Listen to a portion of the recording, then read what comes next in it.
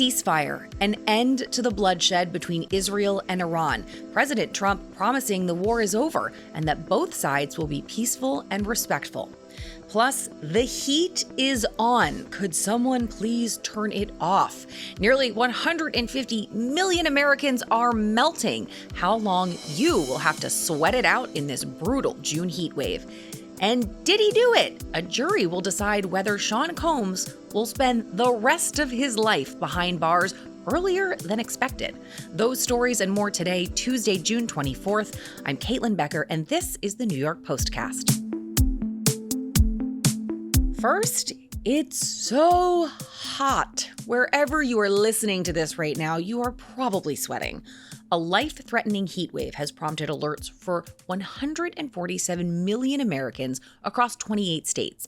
Temperatures soared well into the 90s in Green Bay, Chicago, Nashville, Raleigh, Pittsburgh, and basically the entire Mid-Atlantic and Northeast. And that doesn't even count the high humidity that made it feel so much hotter, like being inside someone's mouth. Now, the Northeast should get a break later in the week, but abnormally high temperatures will linger in places like St. Louis and Nashville. Now to parts of the world that aren't a million degrees right now. President Trump is heading to The Hague today to meet with NATO leaders, and no doubt the ceasefire between Israel and Iran will be the topic of conversation. But there's still plenty more to discuss when it comes to geopolitics. Ukrainian President Volodymyr Zelensky is expected to attend and to speak with other leaders about the ongoing war with Russia. Now, the meeting itself is really a sign of NATO's unity and perhaps even a show of strength aimed at Russian President Vladimir Putin. Also on the agenda, a potentially big win for President Trump, a proposal that every NATO country contribute at least 5% of their gross domestic product to defense spending. It won't sail through, however. Spain has already rejected it, and other nations have expressed concern at the speed with which the change was made. Back on U.S. soil, Customs and Border Protection is instructing agents to be on the lookout for possible sleeper cells. The agency says 700 Iranian nationals were allowed into the United States after crossing illegally under the Biden administration. Now, in a leaked memo obtained by the Post, the CBP commissioner says that they have no information about specific plans, but that the threat, quote, has never been higher. And NBC News reported that President Trump was warned by Iran through intermediaries last week that should the president bomb the country, which he did, they would activate sleeper cells on U.S. soil in order to carry out terrorist attacks. Officials have also warned that Iranian-backed cyber attacks and anti-Semitic attacks are likely to increase after last weekend's bombing on Iranian nuclear facilities. Now, I know all of that sounds pretty scary, but those reports happened prior to the ceasefire announcement. So if peace holds in the Middle East, it may trickle down to threats here in the U.S. Now to our big story, the ceasefire between Israel and Iran. President Trump announced the peace deal online Monday evening, calling it the end of the, quote, 12-day war, referencing the conflict that began when Israel launched missiles into Iran earlier this month. He congratulated both sides on their, quote, stamina, courage, and intelligence in agreeing to the ceasefire. And when we recorded this on Monday evening, neither Iran nor Israel had confirmed the ceasefire. The news came a few hours after Iran had launched more than a dozen missiles toward a U.S. base in Qatar. No Americans or Qataris were killed or wounded in what President Trump referred to as a, quote, very weak response. Now, for more on this story, I am joined now by the Post's White House reporter, Diana Glebova. Diana, this announcement of the ceasefire was made by President Trump on Truth Social. Did he go into any kind of detail about what this is going to actually look like? He did, and the details are a little complicated. I've never heard of a ceasefire in this, specific fashion, but he said that it will go into effect in 24 hours. And in that meantime, the first 12 hours, Iran will have the ceasefire. The second 12 hours, Israel will have the ceasefire. And then in the final, 24th hour, the ceasefire will hopefully be implemented and it will be an end to the war. And the announcement really came out of nowhere Monday night because just hours earlier, Iran had been trying to strike a U.S. military base in Qatar. So apparently, according to the president, just in hours, there had been an agreement between Israel, Iran, and the U.S. We'll just have to see if it really does hold up. Now, the president said that the ceasefire equals an end to the war. But do you feel like that's an oversimplification? I mean, tensions between Israel and Iran go far beyond this 12-day conflict that he mentioned.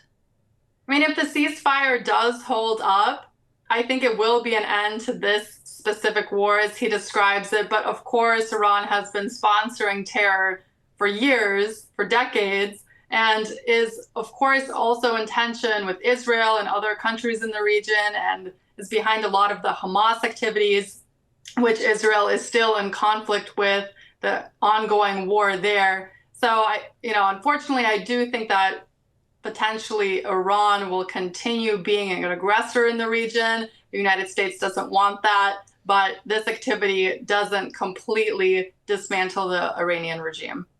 The U.S. got directly involved in the conflict when it dropped those bunker buster bombs on Iranian nuclear facilities.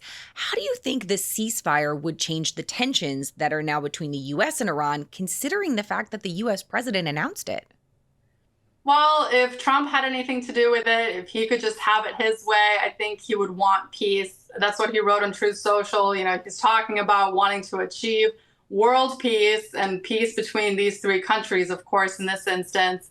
But I think it all has to do with Iran, and if it's going to retaliate in any more ways. The leaders have been very aggressive in their rhetoric, saying that it will retaliate against Israel and the U.S.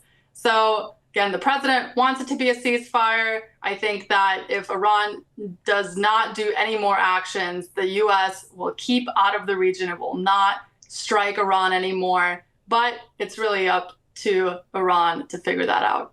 And let's talk a little bit about the potential for Iran's retaliation. Prior to the U.S. striking the country, there is a satellite image of trucks outside of an Iranian nuclear facility, suggesting that some enriched uranium was being moved out of there to a safer location. So what could potentially be done with that? And do you think the White House is concerned?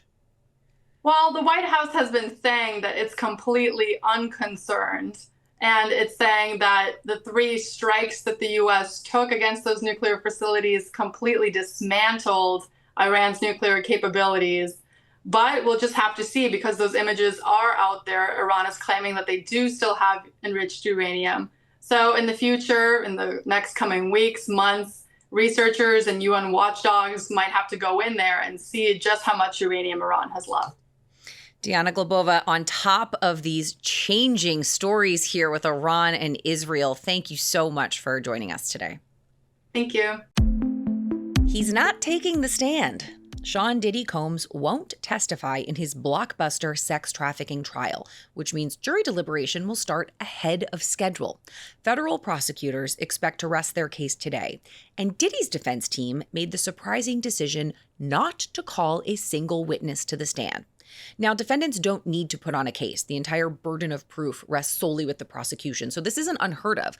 But what makes it so surprising in this instance is the fact that just last week, Diddy's lawyers said that they had witnesses lined up, and now, nada. Closing arguments are slated for Thursday, so conceivably, the jury could have this very dramatic, very scandalous case in their hands by the end of the week.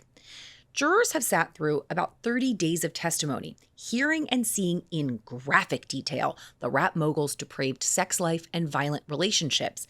But he's not charged with being a perv or a serial abuser. Diddy is facing very complex charges, including racketeering, sex trafficking, and transporting prostitutes. And legal experts are really split on whether or not the feds did enough to prove their case. And before we go today, archaeologists in Turkey have struck gold, discovering a secret tomb possibly linked to King Midas. Now, if you're not familiar with the legend, King Midas could turn anything he touched into gold, which is pretty jazzy until he accidentally turned all of his snacks and his daughter into metal. Now, he is a work of fiction. However, there was actually a real King Midas, but he was just a normal guy, albeit a really, really rich one and a royal. So it's the real King Midas's tomb reportedly uncovered. Roughly 60 miles away from Turkey's capital, a bunch of these blinged out burial mounds were found. And the most recent included a wooden burial chamber with artifacts like iron tools and bronze implements. So not really knocking my socks off there, but for the time, those things were considered items of really great wealth.